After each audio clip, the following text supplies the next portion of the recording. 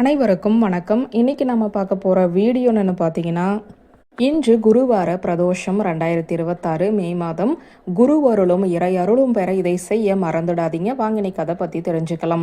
சிவபெருமானின் அருளால் அனைத்து விதமான பாவங்கள் கர்ம வினைகளில் இருந்து விடுபடுவதற்கு ஏற்ற நாளாக பிரதோஷம் கருதப்படுகிறது. ஒவ்வொரு மாதமும் வரும் திரியோதசி திதியில் வரும் மாலை 4:30 மணி முதல் 6 மணி வரையிலான நேரத்தை பிரதோஷ காலம் என்பார்கள்.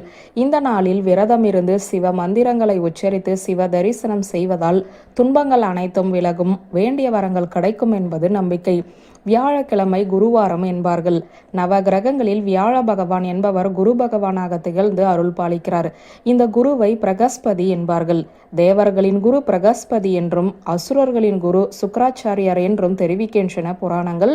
சிவபெருமானி பிரகஸ்பதிக்கு நவ கிரகங்களில் ஒரு கிரகமாக இருந்து அருள் பாலிக்க பணித்தார் என்கிறது புராணம். குருவின் அருள் இருந்தால்தான் திருமணம், குழந்தை, கல்வி, வேலை, முன்னேற்றம், செல்வ வளம் ஆகியவை தடையின்றி கிடைக்கும் என ஜோதிட சாஸ்திரங்களும் சொல்கின்றன. சிவபெருமானை மணந்து கொள்ளும் ஆவல் கொண்ட உமையவளுக்கு அது தடைப்பட்டு கொண்டே இருந்தது.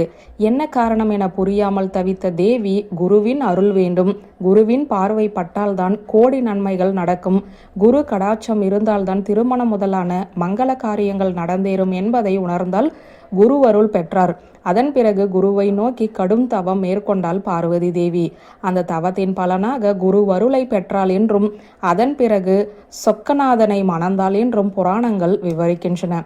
அதனால்தான் வியாழக்கிழமை என்பதை குருவாரம் என்று போற்றுகிறோம்.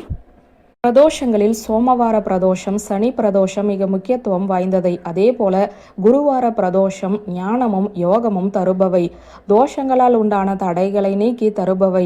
குருவார பிரதோஷ வேளையில் அருகிலுள்ள சிவன் கோவிலுக்கு சென்று நந்தி தேவருக்கும் சிவலிங்க திருமேனிக்கும் நடைபெறுகிற 16 வகை அபிஷேக ஆராதனைகளை தரிசிக்க வேண்டும். அத்துடன் குரு தட்சிணாமூர்த்தியையும் நவகிரகத்தில் இருக்கிற குரு பிரகஸ்பதியையும் வணங்கி வழிபட்டு பிரார்த்தனை செய்து கொண்டால் சனி பகவானால் உண்டான தோஷங்களும் மற்ற கிரகங்களால் உண்டான தோஷங்களும் விலகும், திருமணம் முதலான மங்கள காரியங்கள் விரைவில் நடந்தேறும். உத்தராயண புண்ணிய காலமான வைகாசி மாதம், அதாவது மே 28 இன்று அமைந்துள்ள பிரதோஷம் மிகவும் சிறப்புக்குரியதாகும். சக்தியும் சன்னியாத்தியமும் நிறைந்த இந்த நல்நாளில் சிவாலயத்திற்கு சென்று லிங்க திருமேனிக்கு வில்வம் சார்த்தி நந்தி தேவருக்கு வெள்ளெருக்கு மாலையும் அருகம்புல் மாலையும் சாத்தி மனதார வேண்டிக் கொள்ள வேண்டும். இதனால் மங்கள காரியங்கள் இனிதே நடப்பதற்கு சிவன் அருளும் அம்பிகையின் அருளும் கிடைக்கும். சனி பகவானால் உண்டான தோஷங்கள் அனைத்தும் விலக சிவபெருமான் அருள் செய்வார். குருவார பிரதோஷம் என்பது குரு பகவானின் அருளையும் சிவபெருமானின் அருளையும் ஒரே நேரத்தில் பெறுவதற்கான அற்புதமான நாளாகும். நந்தி தேவருக்கு நடக்கும் அபிஷேகத்திற்கு பால், தயிர், சந்தனம் போன்ற பொருட்களை வழங்கி கொடுக்கலாம். தட்சிணாமூர்த்திக்கு மஞ்சள் நிற வஸ்திரம் சாற்றி வழிபடுவது சிறப்பு. இந்த நாளில் குரு பகவானுக்குரிய தானியமான கொண்டைக்கடலை சுண்டல் செய்து நெய்வேத்தியம் படைத்து மற்றவர்களுக்கு அதை தானமாக வழங்கலாம்.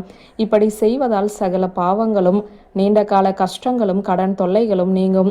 ஜாதகத்தில் உள்ள குரு தோஷம், திருமண தடை ஆகியவை விலகும். கல்வியில் சிறந்து விலகவும் செல்வ வளம் பெருகவும் உதவும். வியூவர்ஸ், இந்த வீடியோ உங்களுக்கு பிடித்திருந்த லைக், கமெண்ட், ஷேர் பண்ணுங்க. நன்றி.